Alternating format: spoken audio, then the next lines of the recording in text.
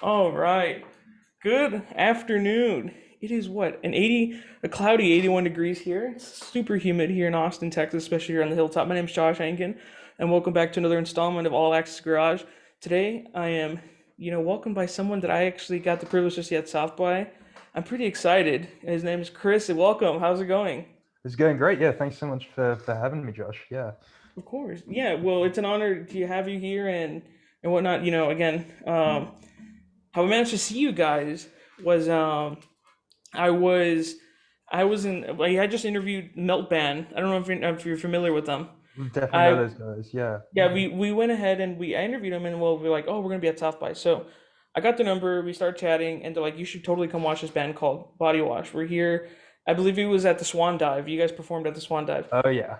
We went there, and I met up with them, and I'm telling you, literally the first song in, I was sort of just jamming out, having fun. You guys were just having too much fun on the stage, so it was just so much fun to to see how in depth you went with your music. So I'm pretty excited to dive in and see just know you a little bit more better in the band as well. That's awesome. Yeah, that's why we play South by essentially. So yeah. Right on. Mhm. Well, yeah. Let's get started, shall we? Yeah, go for it. Yeah. Okay. So where did this project begin? Where did this start for your band? So I think it started like probably 8 years ago now, like a really long time ago now. I think about it. But yeah, it was initially like more of a band in the sense that we had five members and we started jamming in our like university residence basement. Just kind of classic coming of age story there. And we all kind of were into similar influences. We wanted to start a dream pop band, and our first shows were all like these university shows and stuff like that, and that went pretty well. But over the years, like our lineup changed quite a bit. But the most consistent thing has been Rosie and I, who are like the primary writers in the band. And so we changed the name. It was called something different back in the day, but we changed the name to Bodywash in 2016. And yeah, since then, like we've released an album. We have another one in the works. And so yeah, it's a very like I'm trying to think of the way best way of describing it. But yeah, I mean it's its own project now.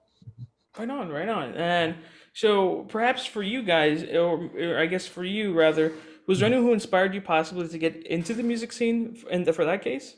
Well, I'm not originally from Canada, so I kind of moved here partially because I knew the music scene was like really cool over here. So, when it was like 2013 when I moved here, so it would have been like bands like Broken Social Scene, were really big in Canada at the time, like probably Arcade Fire back in the day. I just kind of knew it was the place where it was all happening, and like there's a crazy electronic scene here as well, for example. So it's kind of like a Montreal music choose your own adventure when you come here, which is nice. Right on. Yeah, I know that. I know a lot of bands, especially from Canada, are just booming right now. I think Mhm. some of them. I think I've been actually getting to a lot more, especially for me personally. The whole American rock band is just my thing. Mhm. It's just kind of going a little bit stale. It's more of the same old thing. I feel like, and I Mhm. feel like people from the Canada, especially from the UK too, are Mhm. bringing such a new. They're experimenting with their music, and it sounds way much more better, in my opinion. I think that's what also makes it just so much more fun to listen to. Mhm. So I agree with you on that. That was a really smart move for you over there when the music scene comes by. Something in the water. Yeah. There you go, right? So, kind of focusing a little bit more back into the band, perhaps, where did the name Body Wash come out of it? And perhaps is there a story behind that? I kind of wish we had a better story behind it, to be honest. But we ran the old name ran its course. We were looking for a new one. We tried like every cliche in the book. We locked ourselves in a dorm room with a bottle of whiskey. We were just at our wits' end, really trying to find a band name that hadn't been taken already or wasn't like super cliched or generic or something like that. And honestly, I think Rosie was just looking through like a grocery list at some point and just saw the name and saw like body wash on the grocery list and just read it out like somewhat accidentally. And we were like, oh, yeah, that's cool. That works. So, And it rings perfectly. I think that's something that's awesome because, like, again, Mhm. at first when Chris from Melt he just said, hey, we're gonna listen to Body Wash. I'm Mhm. like, Body Wash, that's such an interesting name. And at first I thought I misheard something when I was calling him. But he's like, no, and you guys had it, and I was like, dude, that's such a very like catchy name, just a unique name to have because you have all these other bands who have these other names, but this one's just Mhm. like has a catchy tone to that, and I enjoy that. I think that's something that's pretty interesting. Yeah, it's So pretty. pretty polarizing, but I think it's memorable at the end of the day, which is kind of what you want with a band name. Yeah. Of course, I Mhm. think, like I said, I think you guys totally killed it for sure on that one. I really did. So, Nice. Mhm. for yourself though, um, what do you do outside of music? Do you perhaps have any hobbies, attend any events, sports, or something like that? Yeah, no, I do quite a lot. I mean, we're still at the stage of our careers where we have like, day jobs and whatnot to fund the music lifestyle. So, I work for a hospitality company in the operations department, which is not super interesting. But it actually helps pay for our tours because essentially I'm able to like put up the band for free when we go on tour via these kind of these Airbnb rentals that we get. So it's kind of like a nice symbiotic relationship there. But otherwise, I mean, I'm in quite a few projects based in Montreal. So I'm kind of always just playing or recording or gigging, anything along those lines. I cook a ton, play a lot of football, which I guess you'd call soccer in the US. I got to make sure it's friendly for the audience that we're catering to. I don't know. I think that's about it really. Rosie's a fantastic writer. Like, definitely would encourage everybody to check out her written work as well. But yeah, I think that's about it. Mhm. And I guess kind of because I'm a big hockey person here, Mhm. so I guess I have to ask, right? I've asked plentiful times, but do you perhaps living in Montreal, do you kind of get into the whole hockey mentality they have there, perhaps? Such as the Yeah. Canadians they have, the Yeah, Montreal like Canadiens. with the playoff run that the Canadians had last year, like I definitely got into it more around then. Like I'm at the stage of like a hockey appreciation where I've like just figured out how to see the puck on the ice. So like that's kind of where I'm at. But like the city was going crazy during the Canadians playoff run, and like people like myself that maybe hadn't watched that much hockey in the past were kind of won over by the magic of the playoffs and stuff. So it was cool just seeing like a whole city united in their appreciation of the Habs. No, oh, definitely, yeah. I know. I think you'd appreciate, I guess, soccer or football in this case for you. Mhm. Kind of from South Texas. That's where I grew up. Mhm. It's more near Mexico, and they have a lot more appreciation for soccer or football. I Mhm. guess you would rather. It's they have, and that's the thing though. When I told them, I was like, I really do love hockey or something like that. They Mhm. go and looked at me and they're like, you're telling me in a hot, like, it's not, I wouldn't say a desert, but just extremely hot, humid, and Mhm. disgusting weather. They're like, you like hockey? And I'm like, dude, it's the best. I mean, maybe that's just me, right? But Maybe that's why you like it. Yeah. it's just trying to get out of the heat, right? Yeah, exactly. You need a little break. So that's interesting, and I guess kind of going back onto you, right? For if it wasn't perhaps for music, where do you see yourself maybe? I mean, that's a tough one. I did a pretty useless degree for my undergrad, so it's kind of difficult to say where I'd have ended up. I did like history and art history, really. I don't know. Probably would have done a master's and tried to get into various programs that way. Perhaps go down the academia route. In this case, I don't know. Like, I think when I was like 13, I took one of those careers tests, and it told me that I was going to be either an art teacher or an investment banker. So like maybe somewhere between there. And if you can, because I mean, I guess the personal question for me is more that those career tests you have, I never taken one, I guess, right? Mhm. Because it's at least where came from in my school, they were much more like Mhm. you were given these set courses, you take them, and I guess you pick an Mhm. interest, and then in high school, that's when you start choosing Mhm. where you go. So if you can maybe explain what that maybe is. Oh, I don't know. Like it's just something that like they didn't make you do. It was like an optional thing where Oh, like gotcha. they do like if you like aptitude tests or whatever, and then talk about what you liked doing, and it's kind of ridiculous at like 14 to be like, okay, what do you want to do when you grow up? What do you think you'd be best suited for? But I guess like education, particularly in England, has this obsession with categorizing and classifying everything. So, I don't really think you should be telling kids that age what they should or shouldn't be doing in the future. But I mean, yeah, I guess it maybe made some parents kind of happy. No, and to your point, it's very. I don't think it's they still have a lot to learn. I think that's Mhm. something that maybe you would agree with, Mhm. especially because they're still trying to figure out themselves as a person. So having Yeah, them, I guess, at that age is kind of it's yeah. not a bright idea to No, have. it's a bit of a self-fulfilling prophecy, honestly. I think my friend got like warehouse floor manager as his future career, and now he's like a rave DJ. So he actually plays warehouse floors, but he's DJing instead. So yeah, it's funny how these things can like come back and haunt you in funny ways. There you go. Well, I mean, look at you now. I mean, now you perform. You were officially a South by artist, so I think that's Mhm. something that worked out perfectly. That's nice to At hear. least kind of helped favored you in the best, right? So, Yeah. um, kind of, you mentioned that you had this project, Bodywash, for quite a while. Mhm. So kind of, if you can take us back to, kind of how the pandemic and how it Mhm. affected you as a band, and how perhaps did you come out of that? What I Mhm. guess, how did you try to overcome it, rather? Yeah, I mean, it was really tough because like we around the time of the pandemic, like March of 2020, I think we had like a huge tour booked. We are going to be playing South by again. We're going to be touring through North America. We had a great booking agent lined up who was going to find us a bunch of shows.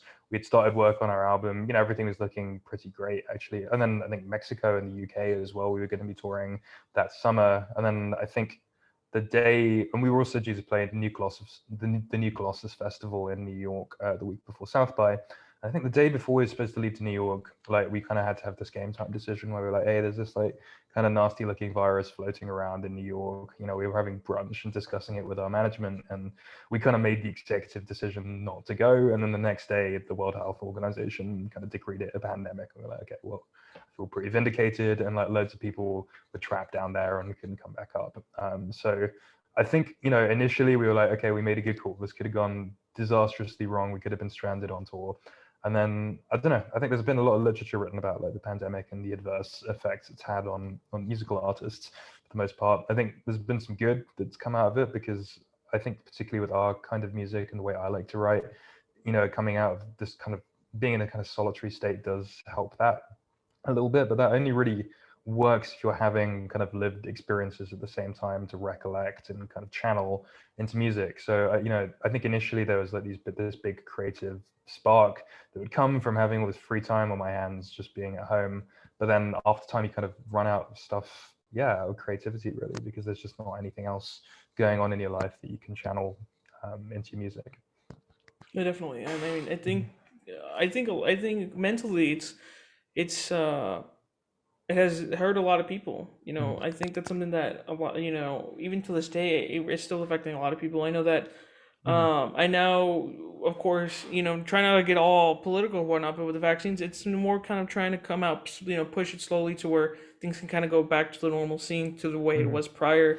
Mhm. And for me, I guess especially when I go out, like kind of like in a space right now where I'm at, I have no one's with me, I'm by myself. Mhm. Yeah, I feel comfortable. But then when you have, a group of people, especially inside, it just kind Mhm. of, at least for me, you just, maybe it's just that, traumatic thing that kind of happened, when the whole Mhm. pandemic, you just don't want to get sick. So, Right. especially with my asthma, it's a whole thing, it's a Yeah, I whole thing and bet. a half. Yeah. Mhm. So, Definitely. I think that it's hurt a lot of people, but Mhm. um, it's a good thing, and I always say it, and I'll say it again, and this time around, it's important to ask for help, especially if you're going through something mentally.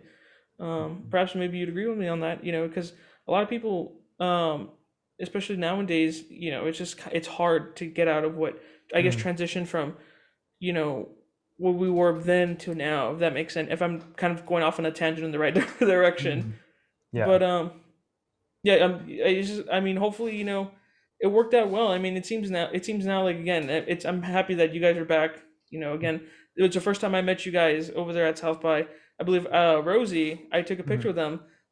After they were done, I'm like, hey, you guys like totally kicked ass, and it was just so much funny. And to me, that Mhm. moment right there was much more of a feeling where it's like, is this kind of going back to normal with the whole music scene prior Mhm. to what it was? Because normally I wouldn't be doing that, but then I was like, you know what, this is more of a maybe this is a sign that things are heading out for the best. I think And so. Yeah. I mean, that's why South by was so confusing for us because the last time we went was like 4 years ago in 2018, I think, and lots happened since then, like in the world and in our lives, and so ostensibly everything was kind of the same as when we were last there. People weren't really masking at all, and everything was kind of it was like business as usual essentially. But on the inside, everybody's like a little bit broken, to be honest. So it's kind of yeah, interesting. Like on the surface, you don't really see much, and you talk to people, and you're like, how was your pandemic? Well, obviously I wouldn't ask that directly, but like that's kind of the undercurrent there. Of course, and kind of, I guess, Mhm. straying away from that subject. It's more of more now Mhm. going on your tours now. Again, uh, for the billionth time, you guys were at South by. Mhm. That's literally, I think, if I did my research correct, that's the third largest festival in the United States. I Mhm. believe in North America. So with that said, how does it feel to looking back at your previous tours? How has it shaped you and put the music scene into perspective for you and your band? I mean, it's different everywhere you go, really. And I think we haven't really done extensive touring around North America, but the cities that we've been to, it's been interesting getting these little snapshots around everywhere. So, like Austin was really cool because obviously it's totally different in South by to when to how it is usually. But just seeing like the variety of playing in like so many venues because we played probably like 4 shows over that time, and we are seeing shows in all these other places. It was cool just seeing like the variety of venues that you had there, the variety of vibes, places that were like mezcal bars or whatever that are becoming kind of popping venues. It's really cool. And I don't know, it also puts it into perspective, like that we have a pretty unique scene here in Montreal, really, where it's like it kind of supports whatever you want to do. It's a little microcosm within itself, and we're lucky that we have like a government system that kind of really does try and foster artists and creativity however it can. That's great. I mean, I think that's something that a lot of places don't have. I think Mhm. going back to what you mentioned, the whole idea of supporting the people who work there and do their certain jobs, I think that's something that we unfortunately didn't have. In fact, I know at Austin prior to the pandemic, we had a ton more bars, a ton more venues, all this stuff, and it closed. And that's why I believe also too, in came this organization called HAM that would help Austin music artists, and it tried to do its best, which it is. It's amazing, but you know, I wish, in a sense, our government was kind of had the same vision as yours, where it was more of understanding that these people, this is their livelihood, and they should help them. Instead, there Yeah. was a lot of Mhm. people who, unfortunately, um, was much more just told them like, "Oh, get a job," like as if that wasn't already their Mhm. job, which was Yeah. extremely upsetting because it's like these people do this because they love it because that's their livelihood. Mhm. So having that mentality, but kind of going back, you visited Austin and whatnot. Actually, was I always like to say, it's I did my research and whatnot, and it was much more that you guys went to Terry Black's, which, by the way, I don't know how you guys managed to do that. Literally, people will wait there until like 5, 4 in the morning to get the barbecue, and it'll be Mhm. sold out by the afternoon. So you guys, I went there and I was like, holy cow! Like you guys did it, and I was just like, that's Mhm. amazing. That was like pure luck almost. Actually, I think we went at like it probably was like 8 p.m., 9 p.m. right before they closed on a Sunday or something like that, or a Saturday. So that was our secret, like our top tip. We was beginner's luck. We just we went with it and it worked out. We had some awesome barbecue, so no complaints from it from us. I'm not even joking. I never had barbecue from Terry's. That's how crazy it's been. So I'm a little bit jealous, right? Going into this, Yeah, I didn't but know how blessed we were, I guess. yeah. So kind of going on that too. Perhaps was there any other places you explored in Austin? Went ahead and did anything fun? Perhaps maybe for the people who are still trying to explore Austin or who are listening. Is there anything if someone coming in from the outside coming in, what would you recommend? I mean, it's super cliche, but like we always go for a dip when we're in Austin. It's like there's not a lot of great like natural water reserves that we can swim in Montreal. I mean, there are a few, but like you have to drive a bit. So like we always head down to like the Barton Springs area and like go on a hike through all the nature that we have there and like have a little dip in the pool or like the surrounding areas. And it's just I like the vibe there a lot. It's like a little oasis in the desert, effective. Well, it's not a desert, but close enough. Yeah. No, and I think like if you're playing South by or something like that, it is very exhausting and all consuming, and like sometimes you do need to just be away from the crowd and just go and chill by a body of water. So that would be like our only recommendation. Like we really didn't do much other than like play while we were down there. So Right on, right on. So then, kind of still going back to tours, the ones that you performed at, was there something memorable or funny you'd like to share with us, perhaps? Yeah, I had to think about it for a I don't know. Last time we played Philadelphia was like absolutely hilarious. I have such fond memories of that city because of the show that we played. Because it was like an outdoor wedding venue that we played, I think. So like the cute little gazebo and stuff. And not many people. Sometimes we didn't have a big crowd out there, but like everybody out the crowd that came, like there were people who were like big Bodywash fans, and we were, signing our merch and stuff. But it was in this wonderful like performance art space. There's a wonderful performance art space adjacent to the venue, and so we'd go in there to like load our gear, and there was also like a performance art piece being done at the same time. So we'd kind of go in and be like incorporated into this really bizarre play, and then come back out to like play our show and whatnot. And it was very very strange to be honest. And we got cut off by like a city curfew, I think, at like 10 p.m. Or something like that, and couldn't really finish our set. But like one really vocal fan was like, "Let them finish their set," and started screaming it. And eventually, I think the sound person just got tired of hearing it and let us play our last song. So, yeah, Philly was a good time. And shout out to the fan, right? Shout out to the guy who, Shout out to the or the fan, person. yeah, mad respect. There you go. There you go. Well, again, you have again, kind of going back into your what you're mentioning right now about your fan base. You guys have a reasonable sized fan base, and I think that's amazing because especially how that person, you guys being based in the UK, I'm sorry, based in Montreal, and now going to Philadelphia, and you have like a huge fan there. People who were excited to see you. How does it feel? And what makes those fans unique, perhaps from other bands? Yeah, I don't know. I kind of like it a lot because it's like these people have clearly found us through the internet, and like we're not like a super online band when it comes to it. Like I'm very technologically illiterate and can barely use social media. So you can fact like Rosie's the one that's definitely doing all of that and killing it. But like we're not like super online in that way. So it's kind of funny when these people find us, and I think it's always these like kind of weird niche music communities, like people on YouTube that are kind of finding this stuff via channels. People are making like playlists on Spotify or SoundCloud or whatever, and people finding music really organically like that.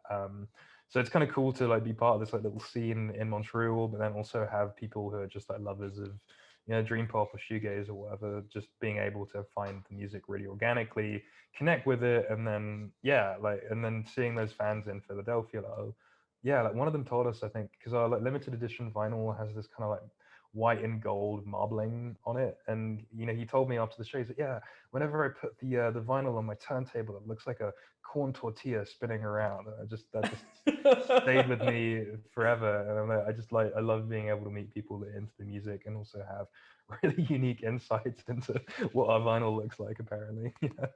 No, definitely, definitely. I think and I will go a little bit more actually into that because vinyl collecting is something that I do. In fact, Mhm. I probably have over 100 plus vinyls now, Mhm. which I literally, I adore. I think that's something that having physical music is amazing. But we'll touch on that. I know this, but kind of,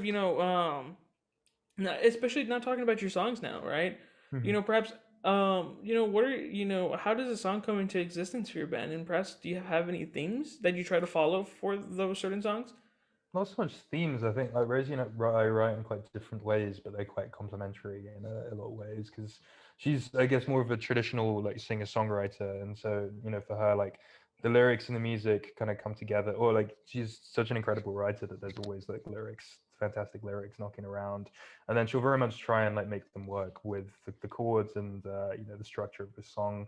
I come from more of like a production background, I guess, and primarily more electronic music, so my mind kind of just works in loops for the most part. So I don't know. I think my way of writing music would drive most people absolutely insane because I just kind of sit there and I have to I'll write 2 bars of music, like everything, every instrument and like the vocals and everything. And then I'll fully produce it and mix that 2 bars. And only when I've done that can I move on to the next section.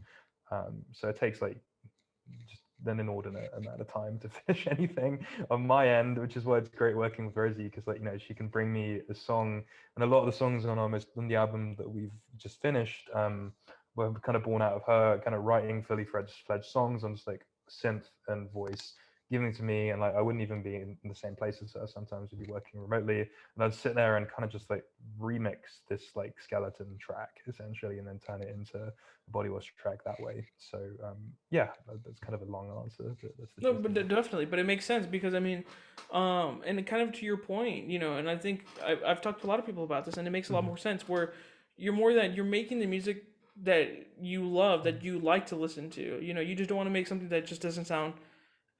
In other words, I guess what I'm trying to get is something authentic to yourself, yeah. something that you Mhm, like. You're not gonna make something that you like, something for someone else because they like it. You're gonna be like, that's not us or who we are. mhm. So I Yeah. think it's important, and to your point, I think it's important that when you're making these songs, you as a person enjoy it, and if sure you have people who don't like it, and it's people who do, Mhm, and for the people who do, they have by the way, an amazing mhm. taste in music, by the way, but you have a lot of it's important to realize that like you as a person, or I guess as a band, it's your music. It's something that you all enjoy, something that Mhm, you all agree on and whatnot. And I think you guys killed it. mhm, I went home after the night. I think that night specifically, I ended up getting home like 2, 3 in the morning, and mhm, I went ahead and I started just listening to you guys for some reason. I just started listening, and I wrote down on my iPhone, just kind of going around who I listened to, and you guys were there, and I started listening to y'all, and it was just like it was just amazing. You guys were just absolutely. I was just bopping my head the whole night. Although I decided to go to sleep way later because I was just listening to everyone's music I was listening mhm. to. Yeah. And by the way, I don't recommend doing that because I had work in the morning for South by, and I came home. I came there just super tired. I had like what Mhm, 4 or 5 hours of sleep, but it was all worth it listening to everyone's music, mhm, especially yours, because even now today, I'm like even when I was walking here, I just put randomized on Spotify, and you guys came up, and I was just it was just something that I don't want to change because I don't know if you have that ever feeling where you're just trying to look for a song on mhm, Spotify.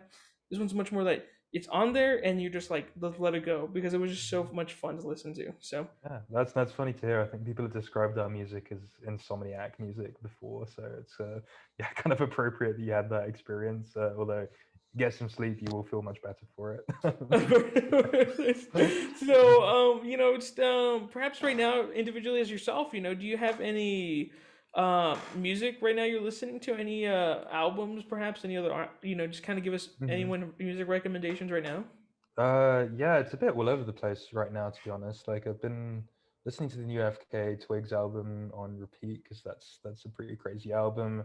Like I was back in the UK briefly over yeah, over the holidays, and like kind of just kind of picked up on a lot of what's going on there with the post-punk scene. So I've been listening to that Squid album a lot because Oh it's yeah, that's yeah. an incredible album. Otherwise, I'm trying to think in terms of who's doing cool stuff. Wednesday is another band that I got really into from Asheville, North Carolina. You're also playing South by. They're great. They make this kind of cool like country shoegaze medley. And then I don't know, I have like my primary like kind of sleep soundtrack, which is Harold Budd, his the Pavilion of Dreams by Harold Budd, which is like he passed away last year, but is definitely like my favorite ambient composer of all time, and like will never fail to make me feel more at peace when I listen to his music. So that's a good recommendation. Why not? And perhaps kind of also going back to the whole vinyl conversation we Mhm. had.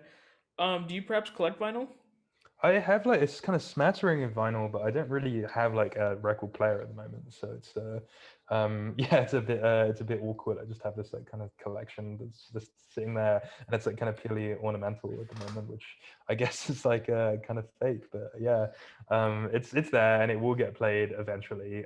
But some of my friends are like, especially in the electronic music community, are just like enormous heads essentially and have the crazy big collections. So if ever I want to listen to something cool or pick out something cool, I'll just head to their place and whack it on the turntable. Well, next time you're here in Austin, or perhaps at any I guess music shop, we have Mhm, one here called Waterloo Records. I don't know if you're mhm, familiar with it, but we go ahead. I would go there, and everyone hates going with me because I can mhm, be there hours on end. In fact, the other day I mhm, was there. I had mhm, stayed there for about a good 3 hours. mhm, And what I do is, and I always say this is a dangerous thing to do, is I'd put on my earphones and I understand the whole idea of you shouldn't judge a book by its cover. Mhm. I look at some vinyls and I'm like, whoa, that looks cool. And I start playing some music while I'm listening, and I'm like, kind of you doing it, and I'll go in there with like what $30. I end up leaving with the purchase of like $150, $100. That's It's classic. terrible. That's why Mhm. I don't go there often. But when Mhm. I do, I typically end up spending a lot more than I should have, That's and how that's it why goes.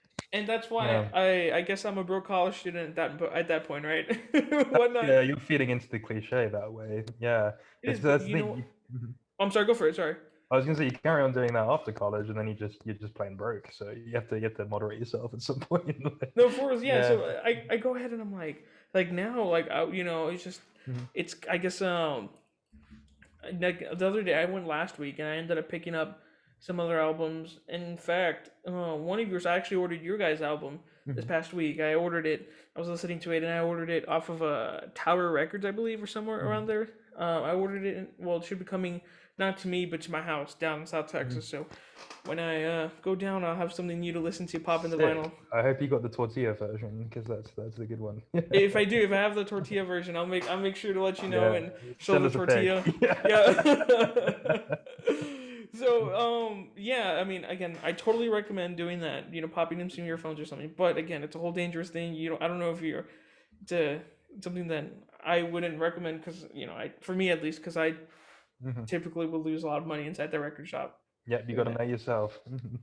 So as far as right now, you mentioned you have a new project on the way. Mhm. Perhaps. So you know do you want to go ahead and let us know? Is there like a date that's coming out on it? I believe you played a couple songs at South by, correct? Or maybe I'm not sure. Yeah, no, we did. Like, I think most of this material we're playing at South by was new material. We kind of just wrapped up the mastering of it, so it's like it's good to go. It's all set in stone at that point. But we've been working on it since the last record came out, essentially. So 2019 or thereabouts. So it's been in the works for a really, really long time. Like I said, some of it was conceived when Rose and I were like living in different countries and like kind of having this long distance creative relationship. And I feel like every album that comes out after the pandemic is a pandemic album in some way, but it's not necessarily like yeah, deeply rooted in it. Yeah. Yeah, like we're not sure when it's coming out just yet. Everything happens in its own time, and like even then, with the vinyl kind of situation right now, it's going to take like 9 months just to press a vinyl. So I don't want to get anybody's hopes up about the release. Well, you best believe. Well, hopefully when the vinyl comes out and your new Mhm. album, I'll be one of the people who gets it right off of it. And the cool thing is, Mhm. again, again going back to Waterloo, Mhm. it's more that they have every single thing there. So I have access to a lot of vinyls I can do. So you best believe when it's there, I'm probably gonna pick it up and well, probably I will pick it up and jam out with it. So I'm looking forward to that with you guys. Hell yeah, that's what I want to hear. So as of right now, just kind of looking back to everything you've done to now, what words would you give your younger self and why? I don't know. I think I probably tell myself to be less of a perfectionist when it comes down to it, and just I think when you're young, it's very easy to get fixated on the little things and like not really realize how carried away you're getting about something that like pretty much only you and maybe like some guy with like supernatural hearing, on the opposite side of the world could hear, and you just waste a lot of time doing that when you could be looking at the bigger picture of a song or an album or something like that. So yeah, I tell myself just to like stop obsessing over the little details and yeah, try to have a bit more fun and think about the bigger picture. Right on. Yeah, I think it's a very important thing, especially, Mhm. and I think a lot of the time the people who come on and answer that question, it Mhm. helps me also grow because it's like I think those words that you would give yourself would perhaps help a lot of other people, especially for me because I never had that opportunity growing up, getting Mhm. that thing, especially coming down from South Texas, where it's extremely again not trying to get political or anything, but more very conservative in a sense where guys are supposed to be like grow up, grow some balls, all that type of crap, and it's just it's terrible. And I wish people would like especially those words you told yourself, Mhm. just kind of or you would have I wish someone would have told me that, or I would have figured that out earlier. So Yeah, don't listen to the haters. It's simply not worth your time. So I yeah. agree. I Mhm. agree. Mhm. Well. here we are at the end. Again, I'm really happy that you guys just like I said, you came and just chilled out with us. It means a lot that you took the time out of your day, and it's something that we're here at St. Ed's. We're really happy to have you. But before we close it out, you want to plug anything? Do you want to go ahead and whatnot? Jay, I don't know, plug anything that's going on. No, not off the top of my head. I think, yeah, like that was like the only bit of touring that we had to plan for the foreseeable future. So when the album comes out, please listen to it. Please buy the vinyl.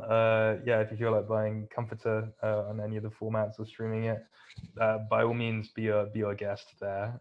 So yeah, just a classic self plug. Nothing beyond that.